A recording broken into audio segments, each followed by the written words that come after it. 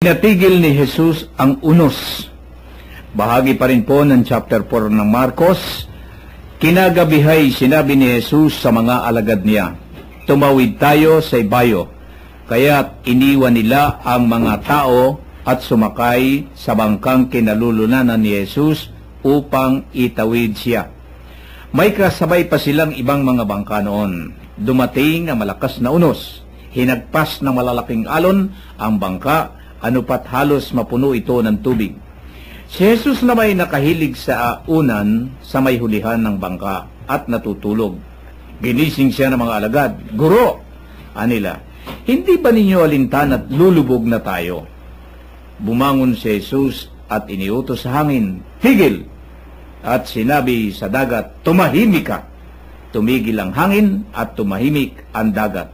Pagkatapos sinabi niya sa mga alagad, "Bakit kayo natatakot? Wala pa ba kayong pananalig?" Sinidlan sila na matinding takot at panggigilalas at nagsabi sa isa't isa, "Sino nga kaya ito?" At sumusunod maging ang hangin at ang dagat. Ito po, Kuya Bert, na pinatigil ni Jesus ang unos. Dito'y nakikita sa ating binasa na ito at inilalarawan dito na sa tao, kung magkaminsan tayo talaga nawawalan ng pananalig Di ba? Nawawalan tayo ng pananalig ang isa sa pinaka-importante talaga na maging taglay ng isang tao ay yung faith, yung pananalig ng isang tao Dahil dito sa pananalig na ito, dito masusukat kung gaano katatag ang ating pagkilala sa Diyos. Dito sa pangyayaring ito na natatakot at nagugulumihan ang kanyang mga alagad. Sa panahon ngayon, na ating kasalukuyang panahon ngayon, marami pa rin sa mga tao ang talagang naguguluhan ng isip dahil sa mga pangyayaring bumigiyagi sa ating pagkatao bilang tao, dahil sa hindi tayo talagang lubos na nananalig sa Diyos Kaya yung mga problema natin ay lumalala dahil sa wala tayong pananalig. Ano bang gusto ng Diyos dito na talagang ipunla sa tao, Kuya Bert, sa ating kaisipan? Alam mo, Kuya, kung titingnan mo, ang kasama niya rito, yung kanyang mga alagad na nakasama niya sa bangka. No? Itong mga ito nakakarinig na ng salita niya mismo. Nakapagpapatunay na itong mga ito kung ano ang naririnig nila tungkol sa Kanya na sinasabi ng ating Panginoon sa mga tao. Tayo rin, ganyan Halimbawa na lamang natin, yung sa grupo natin, sa Mother of the Eucharistic Grace. Lagi nating naririnig ang salita ng Diyos. Lagi nating naririnig yung message ni Mama Mary. Pero, kapag may dumating ng uno sa buhay natin, ayun na. Nawawala ng lahat Natatakot. Ang ibig sabihin ng Panginoon, kapag ikaw ay naglalakbay sa mundong ito, ay katulad mo yung naglalakbay ka sa dagat Lalo't higit yung nananalig sa Diyos. Ito kasamang-kasama Biglang lumakas ang hangin. Nagkaroon ng unos. Natakot. Ganyan tayo Sa linggo-linggo, nagsisimba. Linggo-linggo, nagsiserve sa simbahan. Naglilinggo-linggo, ay talagang napakagaling mag-serve sa simbahan.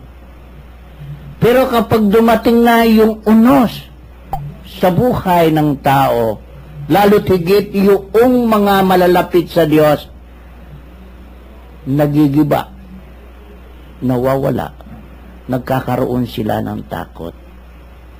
Bakit? Kasi kulang ang ating pananalig katulad nga ng sabi mo. At higit sa lahat, inilarawan ng mga alagad niya. Tinanong pa nga, noong napayapa na ng Panginoon at tinawag siya na sila'y lulubog na sila'y madedisgrasya na. Dininig sila ng Panginoon sa daing nila. Pinatahimik ang dagat. Pinatahimik ang hangin. Kaya sinabi nila, sino nga kaya ito?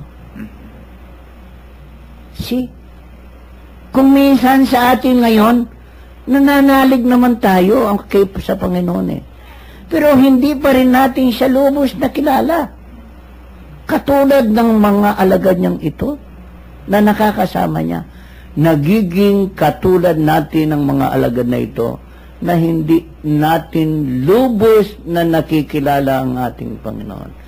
Dahil kung lubos na ang pananalig at pananampalataya at pagkakilala nila sa ating Panginoong Yesus, wala na silang dapat na ikaba natakot. Kaya pinagsabihan sila ng Panginoon, ano ba kayo? Wala pa ba kayong pananampalataya? Kuya, napakasakit nun. Siguro sa araw-araw sa buhay ng mga taong naglilingkod sa simbahan, kapag dumarating ang problema at dumadaing, siguro sinasabi din ng Diyos sa kanila, ng pabulong, lalo't ibinubulong ng Holy Spirit, wala pa ba kayong pananampalataya? Sana huwag na nating ayaan dumating yun, Kuya Min, sa ating buhay. Maging matibay tayo. Maging yung ating pananalig sa Diyos ay huwag sanang mabatikan kahit na konting-konti lamang o mabawasan. Sa sandaling dumarating ang mga problema, ang mga unos sa ating buhay. Natural lamang ito, darating at darating. Kahit ikaw ay naglilingkod sa simbahan, kahit saan ka pa naglilingkod, kahit ano pang ginagawa mong kabutihan, darating at darating ito sa buhay natin, ang unos sa ating buhay. Kung sa mga naglilingkod at nananalig sa Diyos ay dumarating ito, gaano pa kaya doon sa mga taong hindi nakakakilala sa Diyos, hindi nakakapag-serve sa Diyos, lalo tigit, ito ay marupok.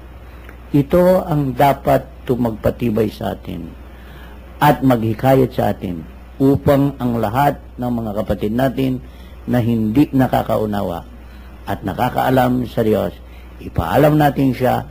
Kung tayong nakakaalam ay natatakot pa, gaano pa kaya sila?